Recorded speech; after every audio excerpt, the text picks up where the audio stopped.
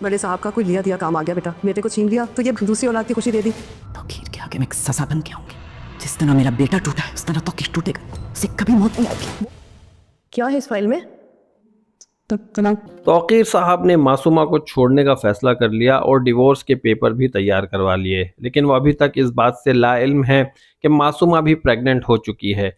आने वाली एपिसोड में हम यही देखेंगे कि मासूमा और उसकी माँ आपस में बातें करती हुई नजर आएंगी और मासूमा की माँ यही कहेगी कि साहिब का कोई लिया दिया काम आ गया है कि साहिब को इतनी बड़ी खुशी मिलने जा रही है। ये दोनों माँ बेटी अभी तक इस खुशफहमी में मुब्तला हैं कि तौकीर साहब मासूमा को कभी भी नहीं छोड़ेंगे, क्योंकि अभी तक तौकीर साहब अपनी औलाद का गम भूले नहीं है कि मासूमा की तरफ से ये खुशी मिलने जा रही है।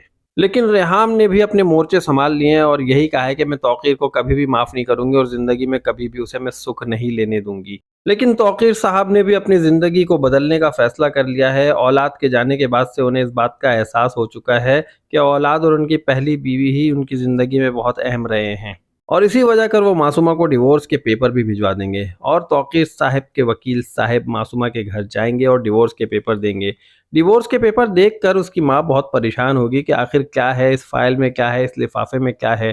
तो मासूमा बहुत घबराते घबराते हुए अपनी माँ को बताएगी कि तलाक के पेपर्स हैं। यहाँ पर आप लोगों को एक प्रोडिक्शन ये देता चलूँ कि हम लोगों को अभी तक यही लग रहा है कि मासूमा अब तौकीर साहब से अलग नहीं हो पाएगी, लेकिन यहाँ पर कुदरत को कुछ और ही मंजूर होगा और होगा ये कि डिलीवरी के दौरान मासूमा की डेथ हो जाएगी और उसके बाद तौकीर साहब अपने बेटे को लेकर अपनी पहली बीवी रेहाम के पास जाएंगे और इस बेटे का नाम भी मूसा रखेंगे।